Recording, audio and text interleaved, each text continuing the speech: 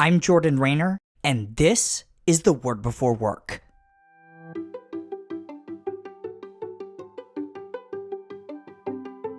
Today we're reading from Matthew chapter 1, verses 1 and 17. Here's what it says.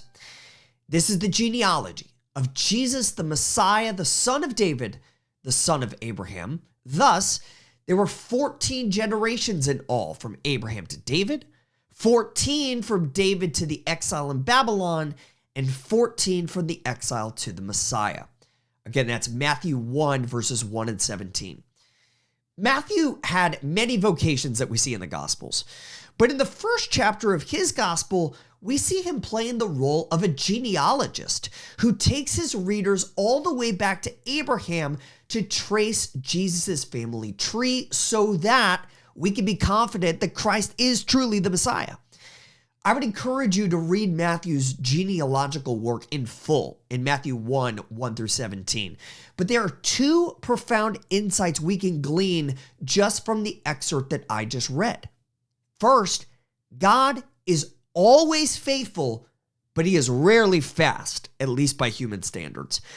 The Jewish people have been waiting thousands of years for God's promised Messiah. Some had surely given up hope, but Matthew goes through this painstaking genealogical detail to show God's faithfulness over time. Commenting on today's passage, Pastor Tim Keller once said this, quote, "God may seem to be working very slowly, or even to be forgetting his promises, but when his promises come true, and they will come true, they always burst the banks of what you imagined," end quote. What promise does God appear to be slow to keeping in your work? Maybe you're still waiting for God's promise of wisdom, see James 1:5, or peace, which transcends all understanding, see Philippians 4:7. Or maybe you're waiting to see the good that's going to come from your layoff, see Romans 8:28 through 29. Whatever it is, friend, Christmas reminds you that God will keep his promises, even if it takes way longer than you would like. Here's the second insight I want you to glean from today's passage. Jesus is the seventh seven that brings about ultimate rest in our work.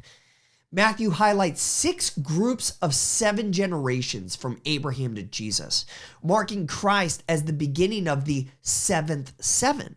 This, of course, echoes Leviticus 25, where the seventh seven, a jubilee year, freed slaves, forgave debts, and provided true rest for all.